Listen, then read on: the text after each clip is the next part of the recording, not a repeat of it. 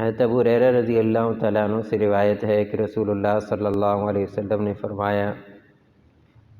جس آدمی نے صبح اور شام یہ کلمات 100 مرتبہ پڑھے، سبحان اللہ و بحمدہ، بس 2 کلمے ہیں، سبحان اللہ و بحمدہ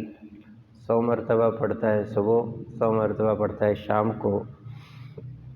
تو فرمایا لم یأتی احد یوم القیامۃ بافضل مما جاء بہ،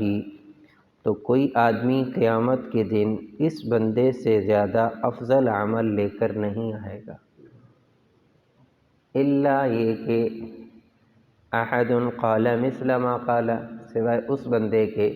کہ جس نے سبحان اللہ و بحمدہ 100 مرتبہ پڑھا صبح و شام، اور ساتھ اس نے اور بھی کام کیے تو وہ بڑھ جائے گا، ورنہ یہ ایک ایسا عمل ہے کہ اس کے بقدر کوئی بندہ اتنا افضل عمل لے کر نہیں آئے گا۔